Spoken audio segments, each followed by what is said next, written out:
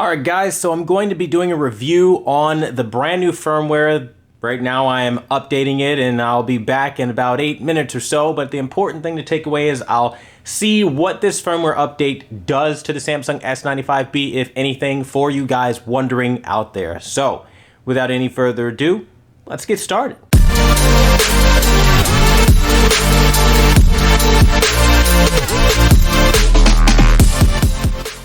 So after the update, I've run a couple of tests. I've, been watching Bob's Burgers, some anime, local news, things like that, and now I'm on WWE. Essentially, my issue that I'm having is with low frame rate content. There's just this weird, I have no idea what to even call it. It's not like stutter or judder, but it's these weird jitters. So I'm gonna go ahead and hit play here just for a split second to try to show that off. Like right here, I don't know if you can see that, it just jittered just there. That's the kind of thing that I'm dealing with now. And so that's really annoying. And those are one of the big problems that I run into. WWE is like the ultimate endurance test for motion for me because it shows so many damn flaws with a lot of, TVs and stuff like that. Now, I have been watching, again, like I was saying, Bob's Burgers and some of the other stuff, and I have been fine with most of it, but it's just kind of like, I don't know, man.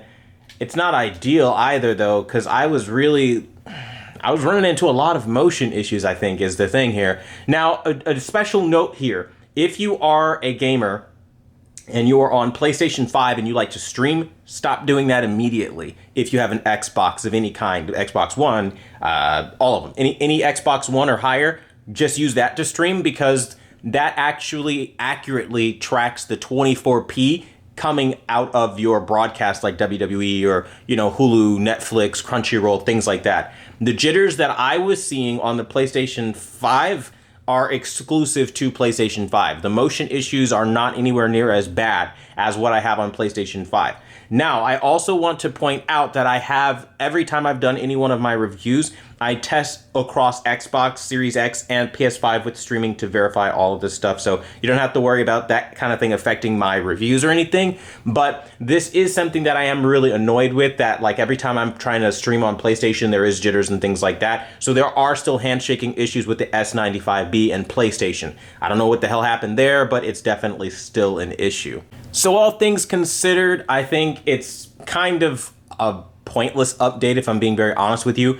I don't notice any real issues at all. I also don't really notice much in the way of any performance gains at all. So it's just a blah update if I'm being very honest with you. In fact, again, like I was saying, found that motion is kind of the big issue here. They have yet to fix it.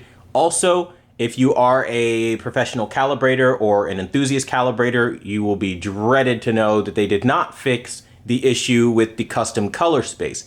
Now, there is a workaround.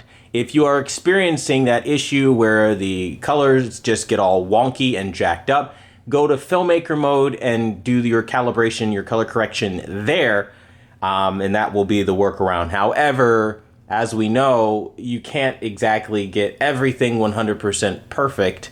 So, Samsung still has issues in that department, and you still don't have access to BT 2020, DCI-P3, and SDR. They lock it exclusively to HDR, and without the HDR effect mode, it's DOA. You can't really do anything unless you're in HDR, which is lame, at least in my opinion.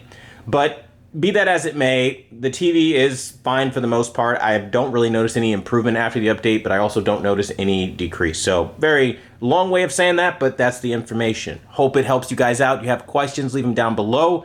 And if you like this kind of stuff, sound off. Let me know what else you want to see on the Samsung S95B. And until the next video, I'll see you guys later.